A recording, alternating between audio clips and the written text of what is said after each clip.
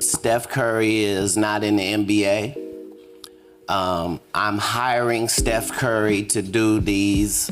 I'm doing these celebrity basketball games for the LA Children and Family Services. I do a celebrity basketball game for them every year, right? So this guy comes out, people missay his name, don't nobody know who he is, nobody cheers when we say his name, right?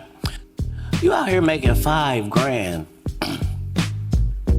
for a celebrity basketball game, but you one of the greatest shooters that ever existed. Do you understand that if you take your game to the NBA, that they either have to change something or you'll be the greatest shooter that ever existed? Now, I'm not saying he took that advice and went on to do that, but he took my advice and went on to do that. So it appears Katt Williams decided to do a podcast with end of the year wrap up with Vulture, a Vulture podcast. And in the podcast, he had happened to mention that he's responsible for Steph Curry being the legend that is Steph Curry.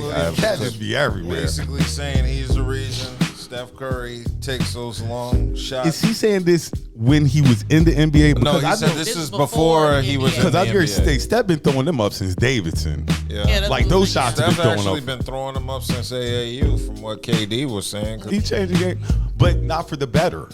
That's the problem. No, it's for the better of Steph. No, it's Steph not. Had no for Steph, intention. it's for the better. For the NBA, it's not for the good of the game. That's why ratings are down, because people are tired of seeing them just hoist up threes when you're not a 3-point team. Yeah, so that's what's killed the game. Say Steph is a revolutionary guy because he revolutionized how the game is played. But I don't. People are questioning Katt's role in.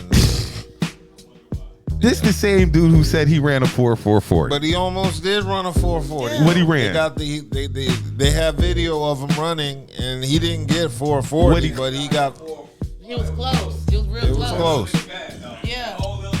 Close enough. Well, then he might be right, because Steph has been in that celebrity circuit because of his dad. Yeah. So it's possible. Say stuff, we don't take him seriously, but we might need to. It's possible. When it comes to certain things that he says. Not going to knock Katt, because Katt kind of been right. Yeah, Katt been right. So I can't see him lying about. Well, a lot of people are saying it's bull just because there are people who have seen Steph Curry shooting those shots. Yeah, before he was in Davidson, before he was doing these events. In his backyard. Katt got something to do with it. His dad, one of the greatest sharpshooters in the league. Yeah. He won all time 50. Well, I think. Nah, he ain't in the top 50, but he's one of the best shooters. He should be now. He should be as far as sharpshooter.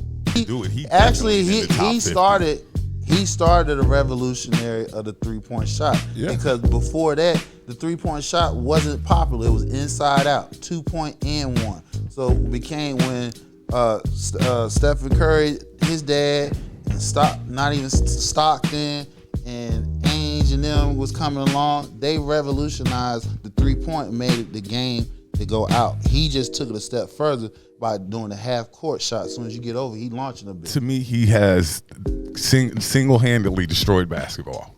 Why destroyed? Well, not destroyed, but he set basketball back, because, like I said, you sit here and watch teams who go with this 3-point strategy, and they're not 3-point teams. You would think the scoring average would be higher because you shoot so many more threes. You gotta blame analytics.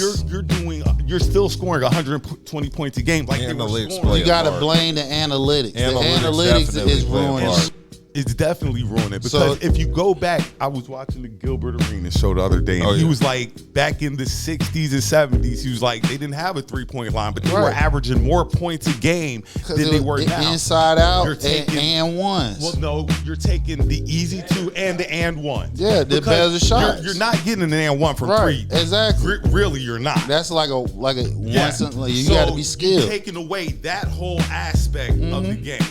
The 3-point shot didn't start becoming popular until the late 90s, early 2000s. Because if you go through all the Jordan titles, Nope, take that back. When it started with the Jordan titles because they had the 3-point specialist, Craig Hodge Craig Hodge and popular. them. Because before the Jordan and them started winning the chip, they didn't have the 3-point shot. They was strictly and one, inside out. That's why they couldn't get past the Pistons. Well, like they say, in that era, they were shooting 9 3-pointers a game. Yeah.